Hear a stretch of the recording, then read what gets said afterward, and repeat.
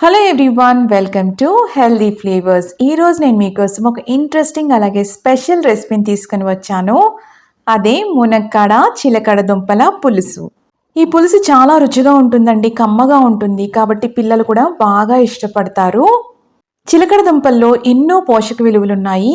దీంట్లో vitamin A ఎక్కువగా ఉంటుంది, పొటాషియం, జింక్ ఉంటుందండి. దీనివల్ల కంటి చూపుకి చాలా మంచిది. దీంట్లో ఫైబర్ ఎక్కువగా ఉంటుందండి, గట్ హెల్త్ని బాగా ఇంప్రూవ్ చేస్తుంది, బ్రెయిన్కి మంచిది. యాంటీ ఇన్ఫ్లమేటరీ ప్రాపర్టీస్ ఉంటాయండి. శరీరంలో ఏదైనా బాధ ఉన్నప్పుడు అది తగ్గించే గుణం దీనికి ఉంటుంది.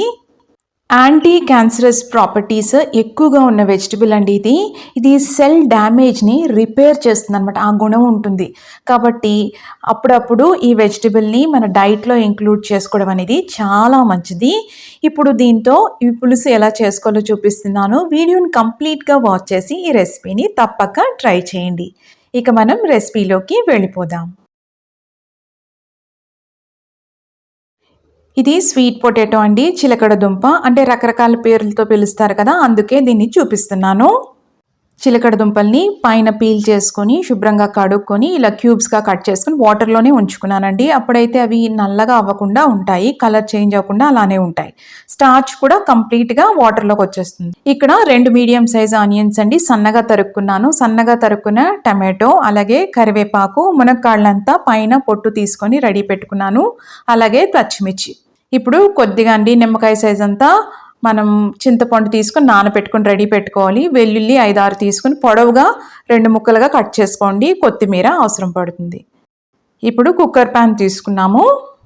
కాస్త ఆయిల్ వేసుకోండి. పులుసుకి కాస్త ఆయిల్ వేస్తేనే రుచిగా ఉంటుంది. తక్కువగా వేసుకోవాలి అనుకుంటే పర్వాలేదు.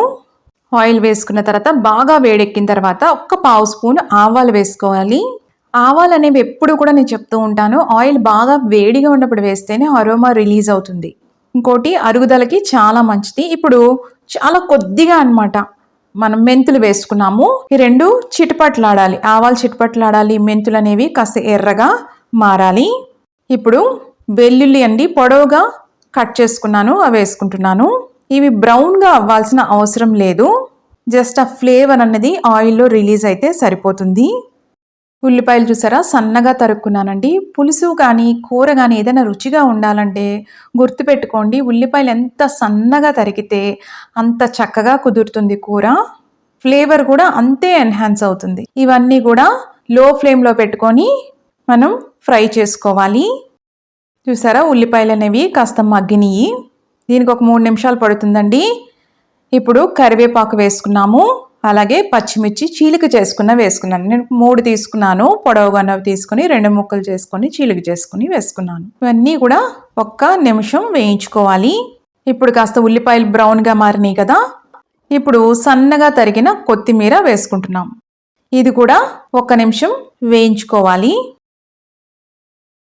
ఇప్పుడు టమాటోలు అండి, నేను 3 టమాటోలు పండినవి తీసుకున్నాను. సన్నగా చిన్న ముక్కలు తరుక్కున్నాను. లో ఫ్లేమ్ మీద పెట్టుకోండి, కలుపుతూ మగ్గించుకోవాలి. 1 నిమిషం తర్వాత మూత పెట్టుకొని లో ఫ్లేమ్లో పెట్టుకొని మగ్గించుకోండి. ఇప్పుడు టమాటోలు కూడా చక్కగా మగ్గిపోయినాయి. టమాటోలకు ఉన్న పచ్చివాసన అంతా పోయింది. ఇప్పుడు మునక్కాళ్ళు వేసుకుంటున్నాము. మునక్కాళ్ళు అనేది తరచుగా తీసుకోవడం వల్ల చాలా మేలు చేస్తుందండి. దీంట్లో ఫైబరే కాదు, రక్తపుష్టి కూడా. ఇప్పుడు అలాగే చిలకడ దుంపలు, స్వీట్ పొటాటో క్యూబ్స్ వేసుకుంటున్నాను. ఇవన్నీ ఒక్కసారి కలుపుకుందాం. ఇప్పుడు తగినంత ఉప్పు నేను 1 స్పూన్ వేసుకున్నాను. ఒకటేసారి ఎక్కువ వేసేసుకోవద్దండి, మళ్ళీ అవసరం పడితే మళ్ళీ వేసుకోవచ్చు. ఇప్పుడు 1.5 స్పూన్ అన్న కారం పడుతుంది, ఎందుకంటే చిలకడ దుంప కాస్త తీయగా ఉంటుంది కదా, అందులో పులుసు కదా, చింతపండు పులిపేస్తాము.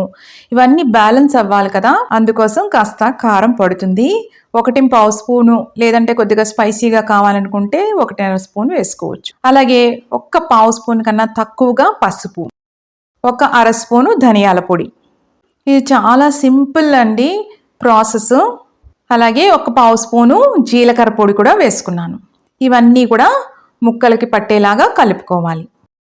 ఇప్పుడు మూత పెట్టుకొని లో ఫ్లేమ్ మీద పెట్టుకొని మనం మగ్గించుకోవాలి. అంటే ముక్కలకి ఆ స్పైస్ పౌడర్స్ అన్నీ కూడా పట్టాలి. ఒకటి, రెండోది ఏంటంటే ఆ స్పైస్ పౌడర్స్ ఉన్న పచ్చివాసన అంతా కూడా పోవాలి.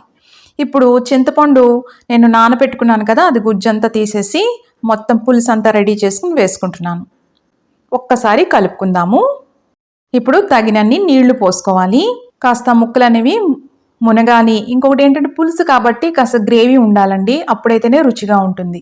దాన్ని ఒక్కసారి కలుపుకుందాము. ఈ స్టేజ్లో ఒక్కసారి ఉప్పు అనేది సరిచూసుకోండి, అవసరం పడితే కాస్త వేసుకోండి.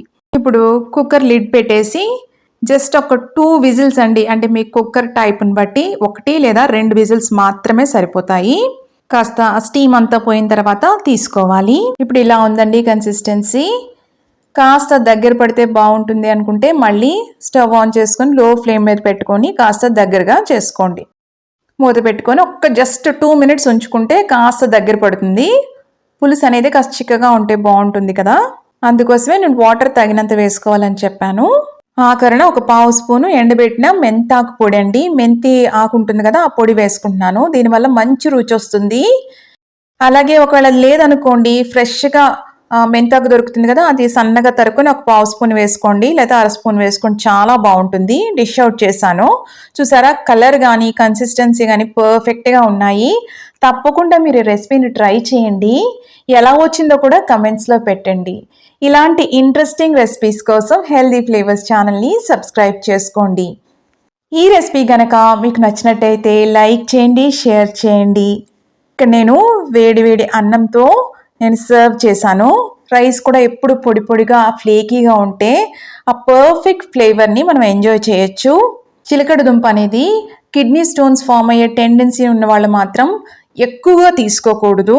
ఏదైనా ఒక విషయం మంచిది అన్నప్పుడు మనం అది మోడరేట్గా తగు మాత్రంగా సరైన విధానంలో తీసుకోవడం అనేది చాలా మంచిది. అంతేగాని మంచిది కదా అని ఎక్కువగా రెగ్యులర్గా తీసేసుకోవడం అనేది ఎవరికైనా సరే అంత కరెక్ట్ కాదు. ఈ రెసిపీని తప్పక మీరు ట్రై చేసి ఎంజాయ్ చేయండి. మళ్ళీ మరొక ఇంట్రెస్టింగ్ రెసిపీతో కలుస్తాను. అంతవరకు stay healthy, happy. Thank you.